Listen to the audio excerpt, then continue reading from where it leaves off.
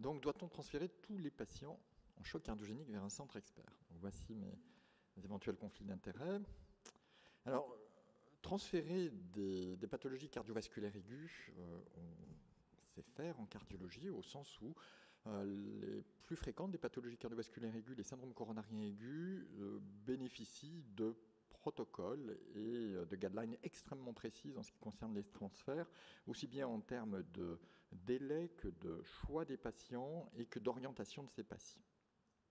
Pour les chocs cardiogéniques, techniquement, il est tout à fait possible de les transférer, même dans des conditions extrêmement difficiles, puisque vous voyez que nos collègues de La Réunion le transfèrent régulièrement en région parisienne, sur Paris, avec finalement peu de complications, quelques hémorragies dans l'avion, quelques troubles du rythme, un choc électrique, mais finalement, ça se passe bien.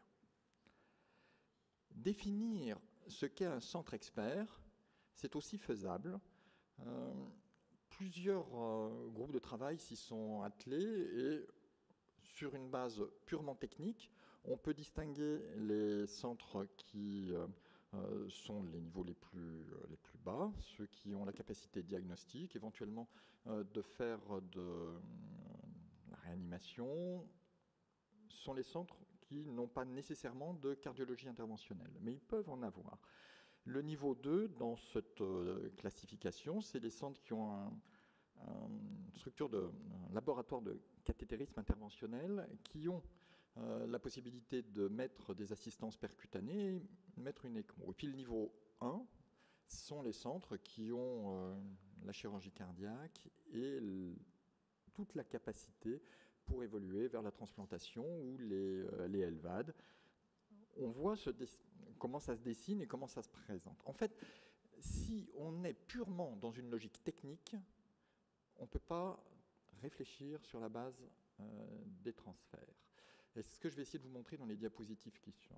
En revanche, si on considère que ce qui fait la qualité d'un centre expert, c'est son équipe multidisciplinaire, et le dialogue au sein de cette équipe et l'expertise qui se construit en tant qu'équipe, alors oui, on peut parler de centre expert, et tout l'enjeu, c'est de mobiliser cette expertise à l'échelle d'une région.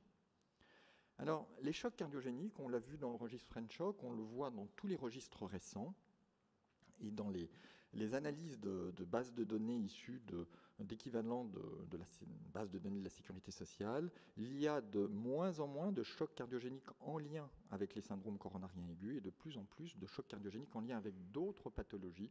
Et cette population très hétérogène, ne serait-ce qu'en termes de pathologie. Le grand problème des chocs cardiogéniques, c'est qu'on n'est pas du tout dans le même registre que les syndromes coronariens aigus. D'une part parce que la population est très hétérogène en termes de causes, mais aussi parce que toutes les études de bon niveau sont négatives. Ainsi, on a l'étude que nous a présentée Bruno Lévy, dans laquelle il nous explique à juste titre que la noradrénaline est nettement moins toxique que l'adrénaline, mais c'est à projeté sur un fond où on est incertain quant au bénéfice de la noradrénaline, au même titre que celui de la dobutamine chez les patients en choc cardiogénique. Les analyses avec score de propension, essayant d'ajuster au maximum à travers des bases de données importantes, laissent incertaines les bénéfices de ces inoppresseurs, des inodilatateurs. Le lévocimendant paraît tirer son épingle du jeu, au même titre que les vasodilatateurs, qui, je vous le rappelle, sont utilisés, notamment le nitroprussate de sodium, aux États-Unis dans les chocs cardiogéniques, avec de très très belles études sur ce thème. Le lévocimendant, il n'y a aucune étude randomisée positive avec le lévocimendant, quelles que soient les circonstances dans lesquelles on l'a testé. Quand on avance et qu'on est avec les assistances percutanées, on l'a vu avec la contre-pulsion, pas d'études randomisées correctes, de bon niveau positif. Avec l'Impella, aucune étude randomisée positive. Et ça, je vous laisse imaginer, dans le monde du médicament, si on se permettait de bricoler avec des matériels ou des produits qui n'ont pas de résultats positifs. En cardiologie, ce serait absolument non envisageable aujourd'hui. Alors, quand on aborde des concepts physiopathologiques bien démontrés, durs, comme le fait, comme on l'a évoqué tout à l'heure, que les 2/3 des patients en choc cardiogénique sont en fait tritronculaires. Et qu'on sait aussi que lorsqu'on a une sténose coronaire qui n'est pas traitée, qu'on est dans une situation de stress, il y a des phénomènes de vol du côté des artères saines qui vont accaparer le sang aux dépens du territoire myocardique qui est vascularisé par l'artère qui reste sténosée. Et dans ce contexte, on randomise entre juste traiter l'artère coupable de l'infarctus lors d'un choc cardiogénique versus traiter toutes les artères. Procédure relativement simple en fait aujourd'hui. Eh bien, il y a une surmortalité lorsque l'on traite toutes les artères par rapport à juste l'artère coupable de l'infarctus. Alors, étude négative de ce côté-là, heureusement, l'ECMO paraît une assistance robuste. L'ECMO, pour l'instant, elle bénéficie de l'avantage de n'avoir pas été testé dans des études randomisées et de partir du principe que le patient, s'il n'a pas son ECMO, il meurt. Donc c'est 100% versus ce que l'on récupère à travers l'ECMO. Il n'en demeure pas moins que la proportion de chocs cardiogéniques traités par ECMO dans des centres hospitaliers, donc c'est une grosse base de données aux États-Unis, elle est très inégale. Et en fait, ces espèces de montagnes russes, elles ne sont pas expliquées par les caractéristiques des patients, pas plus que par les caractéristiques des hôpitaux. L'ECMO, ça représente une portion, une part relativement faible des chocs cardiogéniques, de tous les chocs cardiogéniques. Et c'est de l'ordre de 5-6% pour les proportions d'ECMO au sein des chocs cardiogéniques des patients de moins de 50 ans. Enfin, une fois qu'on a 1000 patients sous ECMO, où est-ce qu'on va? Et là aussi, il y a beaucoup d'incertitudes.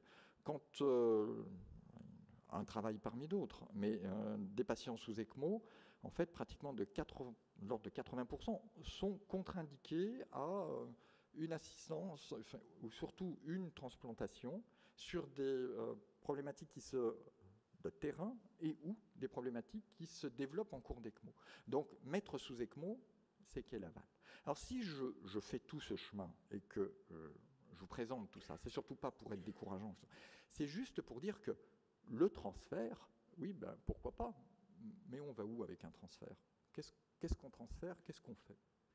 Alors, en fait, tout ça, c'est très embêtant. D'une part, parce que quand on n'a que des études négatives dans un champ pathologique, on est bloqué en termes de nosologie, c'est-à-dire qu'on est bloqué avec des classifications obsolètes et on est incapable d'extraire des populations de ce champ qui bénéficient de quelque chose.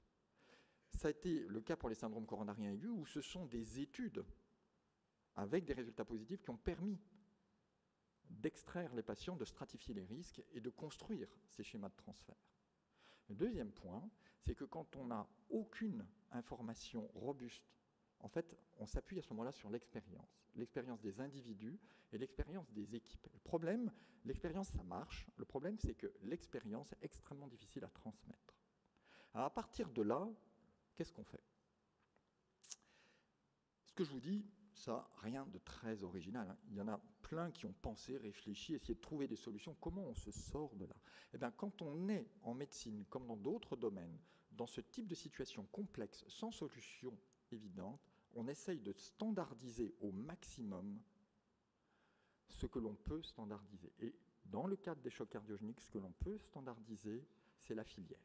Et c'est de ramener la relation entre les centres qui n'ont pas l'équipe multidisciplinaire d'expertise en lien avec l'équipe multidisciplinaire qui a l'expertise.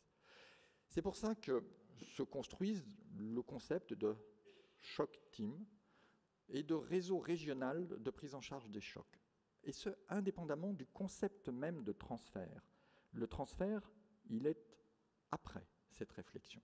Cette réflexion, elle s'appuie sur la capacité de dialogue, d'échange, le téléphone, et puis les protocoles régionaux. Et tout cela, ça a pour but de pouvoir capitaliser sur l'expérience du centre expert. Alors, le moyen le plus simple, là, c'est Massachusetts General Cardiogenic Shock Team, c'est le téléphone.